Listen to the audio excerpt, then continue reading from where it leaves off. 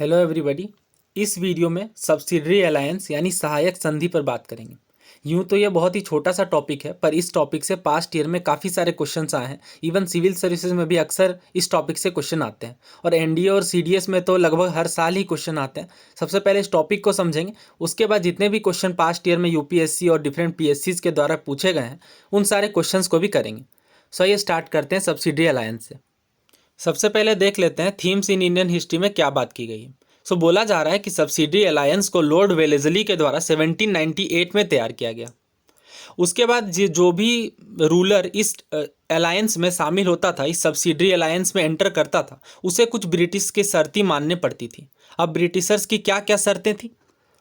सबसे पहले तो ये बोला जाता था कि the British would be responsible for protecting their ally from external and internal threats to their power.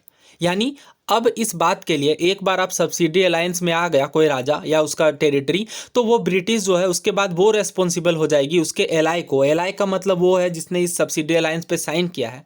उसके एक्सटर्नल और इंटरनल थ्रेट से उसे बचाने के लिए ब्रिटिश रेस्पॉन्सिबल हो जाएगी। यानी अगर कोई अदर यूरोपियन पावर या अदर कोई इंटरनल डिस्टर्बेंस भी होती है, इंटरनल खतरा भी आता है, तो ब्रिटिश रेस्पॉन्सिबल होगी। ब्रिटिश उस राजा को, उस राजा की टेरिटरी को बचाएगी। नेक्स्ट बोला गया है कि जो भी सब्सिडी अलायंस को साइन करेगी उसकी टेरिटरी में एक ब्रिटिश आर्म्ड कॉन्टिजेंट रखी जाएगी। कहने का मतलब ये है कि जो आर्म फोर्स रखी जाएगी वो ब्रिटिशर्स की होगी। लेकिन क्या ये फ्री में रखेंगे? ऑफ कोर्स हो ही नहीं सकता ऐसा। एलआई को इसके बदले में पैसे देने पड़ेंगे, रिसोर्सेज देने पड़ेंगे। आखिर कंटीजेंट आर्मी के जो खर्च आएंगे उसका वहन ब्रिटिश क्यों करेगी? ऑफ कोर्स वो तो अपने फायदे के लिए काम करी थी। हम लोग देखेंगे कि कौन कौन से फायदे हुए और कैसे इंडियन रूलर्स को काफ़ी नुकसान हुआ। तो एलआई जो है वो have to provide the resources for maintaining their contingent. जो ब्रिटिश कंटीजेंट रहेगी उसके बदले में एलआई को रिसोर्सेज देने पड़ेंगे, पैसे देने पड़ेंगे। The ally could enter into agreement with other rulers और engage in warfare only with the permission of British. यानी अगर कोई राजा जो सब्सिडी अलायंस में एंटर किया है वो चाहता है कि और कोई अदर यूरोपियन पावर्स के साथ किसी प्रकार के एग्रीमेंट रखे जाए, तो उसके लिए ब्रिटिशर्स की परमिशन लेनी पड़ेगी। इनफैक्ट ये बात ही अपने आप में आधी सच है, क्योंकि उन्हें पावर ही नहीं दी गई कि वो कोई अदर यूरोपियन पावर के साथ कभी भी अलायंस कर सके। यूँ तो सब्सिडरी अलायंस की शुरुआत 1798 में लॉर्ड वेलेस्ली के द्वारा की गई थी, बट इसकी असल शुरुआत डुप्लेक्स के द्वारा, जो कि एक फ्रेंच गवर्नर थे, 1740s में ही कर दी गई थी। इसका क्या मतलब है? देखिए, लॉर्ड वेलेस्ली ने जब ये समझा कि इंडियन रूलर सब चाहते हैं कि हम उनके एडमिनिस्ट्रेशन में ज़्यादा दखलंदाजी ना करें, तो वो एक नए प्लान के साथ आए जिसे सब्सिडी अलायंस का नाम दिया। बट ये ऐसा पहली बार नहीं हुआ था। फ्रेंच गवर्नर डुप्लेक्स ने 1740s में ही कार्नेटिक के रीजन में हैदराबाद के निज़ाम के साथ जो सब्सिडी अलायंस है उसकी शुरुआत कर दी थी। यानी वो कहते थे कि आप हमें रिसोर्सेज दीजिए, पैसे दीजिए, इसके बदले में हम आपको आर्मी प्रोवाइड करेंगे और अदर जो टेरिटरी है, अदर जो रूलर है, उससे प्रोटेक्शन देंगे। ठीक है, तो असल पायोनियर डुप्लेक्स है, बट जनरली ये क्वेश्चन में जब भी आएगा तो आपको लॉर्ड वेलेस्ली ही मार्क करना पड़ेगा, क्योंकि ऑप्शन में फिर आपको डुप्लेक्स नहीं मिलेगा, क्योंकि वो पूरी तरीके से इसमें सफल नहीं हो पाए। बट लॉर्ड वेलेस्ली ने एक एक करके लगभग सभी टेरिटरीज को सब्सिडी अलायंस में शामिल किया। अब ना समझते हैं कि सब्सिडी अलायंस की क्या क्या शर्तें थी। बहुत ही इजी पॉइंटर्स में मैंने लिखा है। सबसे पहली बात तो ये होगी कि जो भी राजा सब्सिडी अलायंस में एंटर करेगा उसे खुद की आर्मी नहीं रखने की इजाज़त दी जाएगी, राइट। उसे ब्रिटिशर्स की आर्मी ही रखनी पड़ेगी। और दूसरा ये बोला गया है कि उस राजा की टेरिटरी में ब्रिटिश ट्रूप्स को परमानेंटली स्टेशन किया जाएगा, अभी जैसा कि मैंने बताया। और तीसरा पॉइंट ये बोला जा रहा है कि ये फ्री में नहीं रखा जाएगा, बल्कि इसके बदले में आपको मेंटेनेंस चार्ज देने पड़ेंगे। किसे? रूलर को। क्यों? क्योंकि ब्रिटिश ट्रूप्स रखी जा रही है, उसके खर्चे। चौथा बोला गया है कि जो पेमेंट है वो किसी भी तरीके से आप दे सकते हैं। अगर आपके पास कैश है तो वो दे सकते हैं, या फिर अगर रूलर के पास कैश नहीं है तो वो अपनी टेरिटरी को ब्रिटिशर्स को दे के भी अपने इस पेमेंट को चुकता कर सकते हैं। अगर ब्रिटिशर चाहे तो एक्स्ट्रा जो टेरिटरी है उसे भी एक्वायर कर लेंगे, अगर वो पैसे देने में असमर्थ है तो। पांचवा बोला गया, it was compulsory for Indian ruler to house a British resident in his court. बिल्कुल सही बात है, ये बिल्कुल अनिवार्य कर दिया गया कि जो भारतीय राजा है जो सब्सिडी अलायंस में शामिल होना चाह रहे हैं उसे ब्रिटिश रेजिडेंट अपने दरबार में रखना पड़ेगा। छठा बोला गया है कि जो रूलर है वो एनी नॉन ब्रिटिश यूरोपियन को सर्विस में शामिल नहीं कर सकते, और अगर उन्होंने ऐसा पहले से कर रखा है तो उसे डिसमिस करना पड़ेगा, हटाना पड़ेगा। अगर ऐसा इसलिए हुआ क्योंकि ब्रिटिशर्स चाहते थे कि सारी नॉन यूरोपियन पावर उनके रास्ते से हट जाए। अगर ये ऐसा करते हैं, राजाओं को ही बाध्य कर देते हैं कि आप किसी भी नॉन ब्रिटिश यूरोपियन पावर जैसे फ्रेंच हो गई, डच हो गई, इन जो पावर्स हैं इन्हें अगर कोर्ट में ही ना शामिल होने दिया जाए तो वो राजा को इन्फ्लुएंस नहीं कर पाएंगे और राजा जो है वो चुपचाप ब्रिटिशर्स के अधीन होते जाएंगे। ठीक है, तो बहुत ही ऑब्वियस रीज़न है ये। सातवां बोला गया है the ruler has to acknowledge the dominion of the British. राजा को ये मानना पड़ेगा कि अब ब्रिटिश की डोमिनियन चल रही है। तो बिल्कुल ये ऑब्वियस रीज़न है क्योंकि सब्सिडी अलायंस का मतलब ही ये था कि धीरे धीरे करके सभी एरियाज़ को ब्रिटिश डोमिनियन में शामिल कर लिया जाए। अब इससे ब्रिटिशर्स को क्या फ़ायदा हुआ? जाहिर तौर पे फ़ायदा ही फ़ायदा हुआ।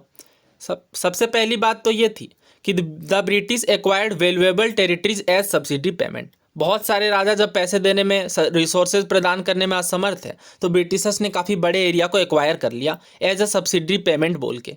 दूसरा बोला गया कि जो भारतीय राजा हैं उन्हें लार्ज आर्मी ब्रिटिशर्स की मेंटेन करनी पड़ती थी, इससे काफ़ी ज़्यादा रिसोर्सेज उनके जाते थे।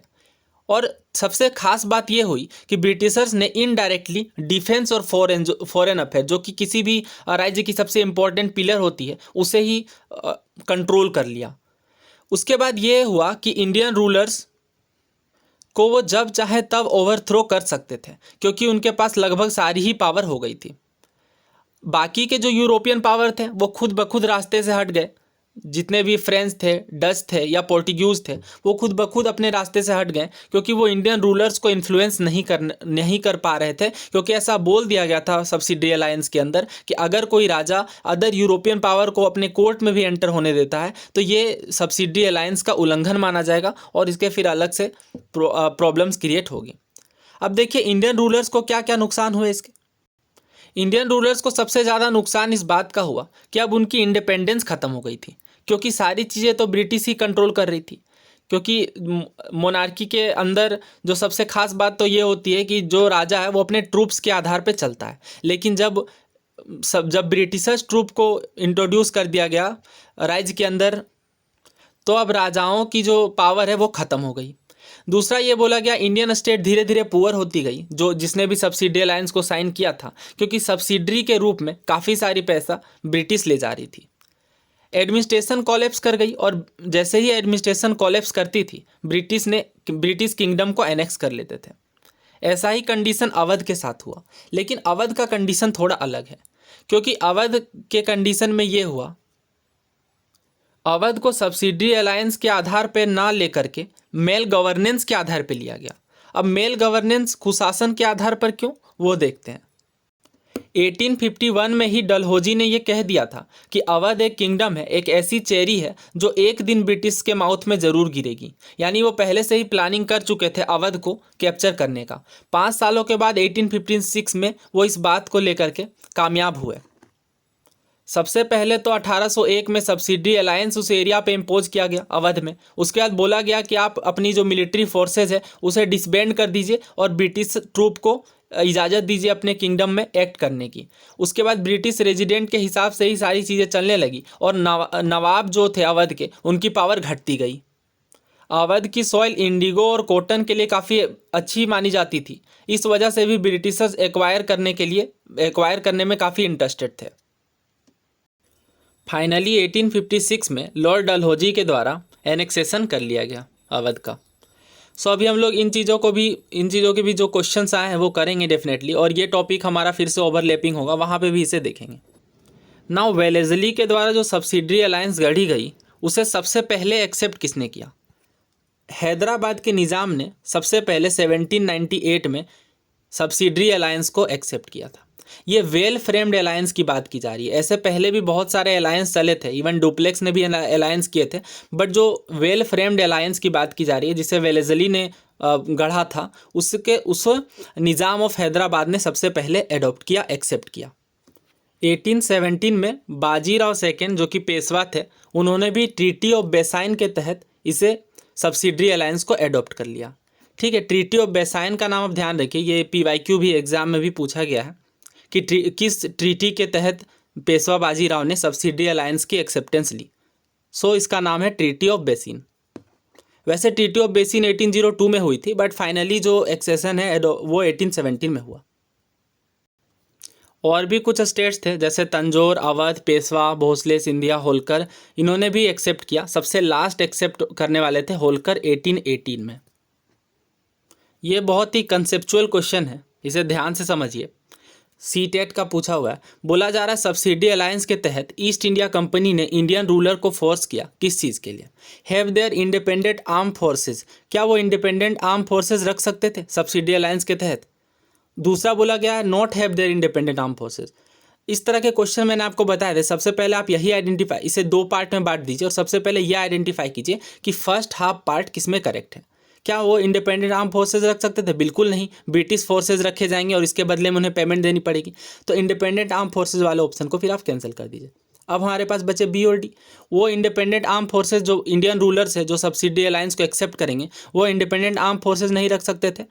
Get protection by the company without any payment, बिना पेमेंट के क्यों? उन्हें तो पेमेंट देनी पड़ती थी और काफ़ी सारा पेमेंट बोले जाते थे। सो अब हमारे पास ऑप्शन सिर्फ डी बचा। Not have their independent arm forces but only get protection by the company and पे टूवर्ड्स इट्स मेंटेनेंस।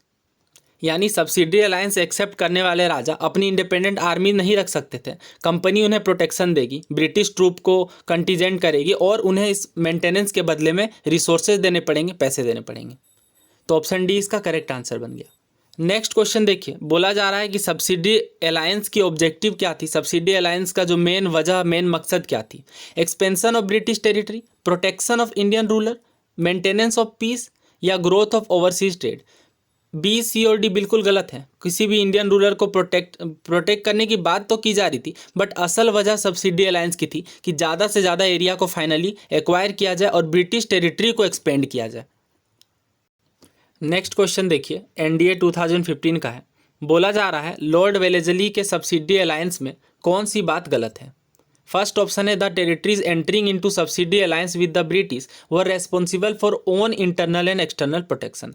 यानी सब्सिडी अलायंस में जो भी टेरिटरी एंटर कर रही है ब्रिटिश के साथ, वो खुद ही रेस्पॉन्सिबल होगी अपनी प्रोटेक्शन के लिए। दूसरा बोला गया है कि इन the territory of a ally a British arm contingent would be station. यानी कि जिस भी टेरिटरी ने ये साइन किया है सब्सिडी अलायंस को, उस एरिया में ब्रिटिश आर्म कॉन्टीजेंट को स्टेशन किया जाएगा। तीसरा बोला जा रहा है कि जिसने सब्सिडी अलायंस को साइन किया है उन्हें रिसोर्सेज देने पड़ेंगे ब्रिटिश कंटीजेंट को मेंटेन करने के बदले में। चौथा बोला गया है कि the permission of British was needed for the ally to enter into agreement with other rulers. So सबसे पहले ही मैंने आपको ये बताया था कि जो ब्रिटिश है वो रेस्पॉन्सिबल होगी एलाई को एक्सटर्नल और इंटरनल प्रोटेक्शन, एक्सटर्नल और इंटरनल थ्रेट से बचाने के लिए, राइट। ये सब्सिडी अलायंस की सबसे प्रमुख बात थी कि हम ब्रिटिश ट्रूप को एरिया में आपके कंटीजेंट करेंगे और उसके बाद आपको इसके बदले में पैसे देने पड़ेंगे, बट आप पूरी तरह से फ्री हो जाएंगे, एक्सटर्नल और इंटरनल प्रोटेक्शन आपको दी जाएगी। बट ऐसा कुछ होता नहीं था, बट ये कहा गया था सब्सिडी अलायंस में। दूसरा तो मैंने आपको बता ही दिया कि टेरिटरी में आर्म्ड कॉन्टीजेंट ब्रिटिश के द्वारा स्टेशन किए जाएंगे। तीसरा जो एलाई है उसे प्रोवाइड करना पड़ेगा रिसोर्सेज उस कॉन्टीजेंट के बदले, उस आर्मी के बदले। चौथा बोला गया कि जो एलाई जो है वो तभी किसी एग्रीमेंट में एंटर कर पाएगी जब ब्रिटिश से परमिशन मिल जाएगी। सो यहाँ पे फिर हमें नॉट करेक्ट पूछा गया था, तो फर्स्ट वाला तो बिल्कुल गलत है, क्योंकि जो भी टेरिटरी सब्सिडी अलायंस में एंटर करेगी उसके लिए ब्रिटिश रेस्पॉन्सिबल होंगे, ठीक है, ना कि वो खुद। लिखा गया for own internal external protection. तो आपको क्वेश्चन बहुत ही ध्यान से पढ़ना चाहिए, नोट पे भी फोकस करना चाहिए हमेशा, राइट। तो यहाँ पे बाकी तीनों तो सही है, और फर्स्ट वाला अगर आप जल्दीबाजी में पढ़ेंगे तो आप ये भी सोच सकते हैं कि Britishers were responsible for their protection, लेकिन यहाँ पे ओन वर्ड जो छोटा सा है यही बता दे रहा है कि जो एलाई है उसे ही खुद इन बातों का इंटरनल और एक्सटर्नल प्रोटेक्शन में करना पड़ेगा। बट ये क्या है, गलत है, क्योंकि ब्रिटिश रेस्पॉन्सिबल थे इंटरनल और एक्सटर्नल प्रोटेक्शन के लिए। नेक्स्ट देखिए, बोला जा रहा है which one of the following was not a feature of subsidy alliance of Lord Wellesley. Not फिर से आपको फोकस करना है नॉट पे। ये 2 सालों बाद आया था, एनडीए 2017 का क्वेश्चन है। बोला गया ब्रिटिश रेस्पॉन्सिबल होगी एलाई को किसी भी एक्सटर्नल थ्रेट से बचाने के लिए। बिल्कुल सही, हमने देखा एक्सटर्नल थ्रेट हो या फिर इंटरनल थ्रेट हो, सारी जिम्मेदारी ब्रिटिशर्स ने ले ली थी सब्सिडी अलायंस के बाद। दूसरा बोला गया all internal threat were to be handled by the ally alone with no help from the British. ये तो बिल्कुल गलत बात है। सब्सिडी अलायंस के तहत ये कहा गया कि ब्रिटिश आपको एक्सटर्नल और इंटरनल दोनों तरह की प्रोटेक्शन देगी। तीसरा बोला गया जो एलाई है was to provide resources for maintaining a British armed contingent station in its territory. बिल्कुल सही, हमने देखा था कि एलाई को किस तरह से उसके बदले में रिसोर्सेज देने पड़ते थे, जिससे काफ़ी ड्रेन हुआ उनके वेल्थ का। उसके बाद बोला गया जो ally could not enter into any agreement with other rulers without the permission of British. बिल्कुल सही, हमने देखा है ये कि वो बिना ब्रिटिश की मर्जी के वो किसी भी अदर एग्रीमेंट में शामिल नहीं हो सकते थे। तो हमसे नॉट करेक्ट पूछा गया था, तो इसका आंसर फिर क्या हुआ? Option B. नेक्स्ट क्वेश्चन देखिए, who among the following did not rebel against the British East India Company control over them. किस राजा ने ब्रिटिश ईस्ट इंडिया कंपनी का विरोध नहीं किया? बोला गया Raja of Vijayanagaram, Raja of Nizam of Hyderabad, Poligar of Tamil Nadu या दीवान वेलू थम्पी ऑफ ट्रेवनकोर। तो हमने देखा था कि निजाम ऑफ हैदराबाद ने सब्सिडी अलायंस एक्सेप्ट कर लिया और फिर विरोध नहीं किया। नेक्स्ट क्वेश्चन देखिए, सीडीएस का मोस्ट रिसेंट क्वेश्चन है। बोला जा रहा है which one of the following was not included in terms and condition of subsidy alliance of Lord Wellesley. Lord Wellesley की सहायक संधि में कौन से टर्म्स और कंडीशन शामिल नहीं किए गए थे? नोट पे फोकस करना है। सबसे पहले बोला गया है कि ब्रिटिश जो है वो एलाई को प्रोटेक्ट करेगी। बिल्कुल सही बात, हमने देखा था कि ब्रिटिश इंटरनल और एक्सटर्नल दोनों प्रोटेक्शन देने की बात कर रही थी। दूसरा बोला गया the ally was free to enter into agreement with other ruler और इंगेज इन वारफेयर। ये तो बिल्कुल गलत है, वो फ्री नहीं थी, उसे परमिशन लेनी पड़ती पहली बात, और वो अदर यूरोपियन पावर के साथ तो एंटर भी नहीं कर सकती थी, एग्रीमेंट कर ही नहीं सकती थी। तीसरा बोला गया in the territory of the ally a British arm contingent would be station. बिल्कुल सही है, ब्रिटिश आर्म कंटीजेंट रखा जाएगा। The ally would have to provide resources for the maintenance of the British arm contingent. ये भी सही, हमने देखा कि उसके बदले में उन्हें रिसोर्सेज देने पड़ते। आप देख रहे हैं किस तरह से बार बार क्वेश्चन रिपीट कर रही है, अगर आप एक बार अच्छे से कॉन्सेप्ट सीख लेते हैं तो इसका ऑप्शन बी सही है, क्योंकि हमें नॉट करेक्ट पूछा गया था। नेक्स्ट देखिए, बोला जा रहा है पेशवा ने सब्सिडी अलायंस को किस ट्रीटी के साथ एक्सेप्ट किया? पेशवा बाजीराव सेकेंड हमने देखा था किस ट्रीटी के साथ? ट्रीटी ऑफ बेसिन के साथ। ये क्वेश्चन देखिए CAPF 2010 का। बोला जा रहा है सब्सिडी अलायंस के बारे में कौन सा कथन सही नहीं है? अगेन नोट पूछ लिया गया। बोला जा रहा है इसे वेलेस्ली ने फॉर्मुलेट किया था। बिल्कुल सही, हमने देखा था 1798 में लॉर्ड वेलेस्ली के द्वारा। दूसरा बोला गया British army was posted in subsidy state. बिल्कुल सही है, ब्रिटिश आर्मी को पोस्ट किया जाता था और उसके बदले में रिसोर्सेज लिए जाते थे। It did not recognize and adopted heir to the subsidy state. नहीं, एडोप्टेड आयर वाली बात तो गलत है, ये तो डॉक्ट्रिन ऑफ लेफ्ट की प्रोविजन था। देख रहे हैं आप, दो कॉन्सेप्ट को मिक्सअप करके कन्फ्यूज करने की कोशिश की जाती है। चौथा बोला गया British resident was posted in the subsidy state. ये भी सही है, हमने देखा कि ब्रिटिश रेजिडेंट को परमानेंटली पोस्ट करना पड़ेगा और उसके खर्चे भी जो है वो रूलर के द्वारा दिए जाएंगे, एलाई के द्वारा दिए जाएंगे। इसका आंसर फिर क्या बना? ऑप्शन सी, क्योंकि नॉट करेक्ट पूछा गया। ये क्वेश्चन देखिए सिविल सर्विसेज का 1996 का क्वेश्चन है। बोला जा रहा है विच who among the following was the first European to initiate the policy of taking part in the quarrels of Indian princes with a view to acquire territories। बहुत ही अच्छा कॉन्सेप्चुअल क्वेश्चन है। बोला जा रहा है किस यूरोपियन ने सबसे पहले इनिशिएट किया इस पॉलिसी को कि वो इंडियन प्रिंसेस भारतीय राजाओं के झगड़े में भाग ले ताकि उसे भी एरिया टेरिटरी मिलने लगे। हमने क्या देखा था, डुप्लेक्स के द्वारा यह पॉलिसी फॉर्मुलेट की गई थी और वही फर्स्ट है। निज़ाम ऑफ हैदराबाद को भी इसने शामिल किया था। दोस्तों एक पॉइंट मैं आपको और यहाँ पे क्लियर करवा देना चाहता हूँ। सबसे पहले जैसा कि मैंने आपको बताया कि डुप्लेक्स ने ही ऐसी शुरुआत की थी कि इंडियन रूलर जब झगड़ा करे तो एरिया एक्वायर करने के वजह से वो इंटरफेयर करे। और एक बात मैंने ये आपको बताई थी कि जो सबसे पहली सब्सिडी अलायंस साइन करने वाले थे वो अवध थे। तो अगर आपको ऐसा बोला जाए कि अगर कोई फुल फ्लेजेड सब्सिडी अलायंस के अंदर किस एरिया ने एंटर किया था, तो इसका आंसर फिर अवध नहीं होगा। उसका आंसर क्या होगा? निज़ाम ऑफ हैदराबाद, क्योंकि निज़ाम ऑफ हैदराबाद ने सबसे पहले फुल फ्लेजेड सब्सिडी अलायंस को एक्सेप्ट किया। बट एक बात आपको और ध्यान में रखनी है कि सब्सिडी अलायंस में इस प्रोटेक्शन में फॉल करने वाले सबसे पहले अवध थे, लेकिन इसका एनेक्सेशन अवध का इस प्रीटेक्स्ट पे किया गया, प्रीटेक्स्ट ऑफ मेल एडमिनिस्ट्रेशन पे किया गया, ना कि सब्सिडी अलायंस के तहत, राइट। तो अगर आपको पूछा जाए कि सब्सिडी अलायंस को साइन करने वाले सबसे पहले कौन बने, तो आप अवध बोल सकते हैं। 1765 में signed a treaty under which company pledge to defend the frontiers of Awadh, right. लेकिन जो इसकी वजह थी, जो जिस प्रीटेक्स्ट के आधार पे अवध को एनेक्स किया गया, वो क्या थी? मिस गवर्नेंस, या आप मेल एडमिनिस्ट्रेशन भी कह सकते हैं।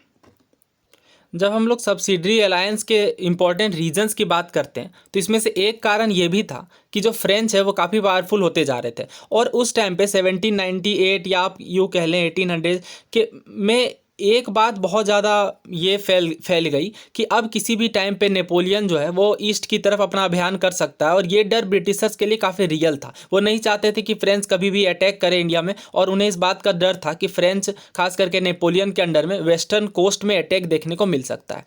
सो इस वजह से भी उन्होंने इस बात के लिए बहुत ही ज़्यादा जोर दी कि जो बाकी पावर्स हैं वो सारे के सारे यूरोपियंस को, ब्रिटिश को छोड़ के सारे यूरोपियंस को डिसमिस कर दे, सारे अलायंस को ख़त्म कर दे, ताकि उनकी पावर, ब्रिटिशर्स की पावर मजबूत हो। जब हम लोग टीपू सुल्तान के बारे में देखेंगे क्वेश्चंस, तो वहाँ पे ये one of the important reasons था, जो फ्रेंच के साथ उनकी अलायंस थी उसे ख़त्म करने के लिए ब्रिटिश चाह रहे थे। ये क्वेश्चन सिविल सर्विसेज 2018 का है। बोला जा रहा है which one of the following statements does not apply to the system of subsidy alliance introduced by Lord Wellesley. Lord Wellesley के द्वारा की गई सहायक संधि में कौन सी बात अप्लाई नहीं करती। अगेन ये नॉट ही पूछा जा रहा है। सबसे पहला बोला गया to maintain a large standing army at other expense. बिल्कुल सही बात है, एलआई के एक्सपेंस पे लार्ज स्टैंडिंग आर्मी को रखा जाएगा। दूसरा बोला जा रहा है इंडिया को नेपोलियन डेंजर से बचाना। ये भी वन ऑफ द रीज़न था, मैंने आपको दिखाया कि किस तरह से उस टाइम पे फ्रेंच का खतरा काफ़ी इमिनेंट था। तीसरा बोला गया to secure a fixed income. क्या फिक्स्ड इनकम की बात की जाती थी? नहीं, उन्हें कहा जाता था कि जो ट्रूप्स हम रख रहे हैं इसके बदले में हम आपसे पैसे लेंगे। और चौथा बोला गया to establish British paramountcy over Indian state. ये तो बिल्कुल सही है, ब्रिटिश अपनी पैरामाउंसी इस्टेब्लिश करने के लिए भी ये कर रहे थे। सो हमें नॉट करेक्ट पूछा गया, तो फिर इसका आंसर क्या बन जाएगा? Option C. इतने ही क्वेश्चन सब्सिडी अलायंस से आए थे, सारे रिलेवेंट क्वेश्चन हमने देख लिए। अगर इन फ्यूचर क्वेश्चन बनते हैं तो आपको पता होगा, आपने जब क्वेश्चन देखे PYQs तो आप समझ गए होंगे कि इन्हीं बातों के इर्द गिर्द क्वेश्चन पूछे जाते हैं। So thank you so much and तक बने रहने के लिए। अगर आप चैनल पर नए हैं तो प्लीज़ चैनल को सब्सक्राइब कर लीजिए। अगर आपको वीडियो की PDF चाहिए तो आपको डिस्क्रिप्शन बॉक्स में टेलीग्राम चैनल का लिंक मिल जाएगा, वहाँ से आप ज्वाइन कर सकते हैं। Thank you so much.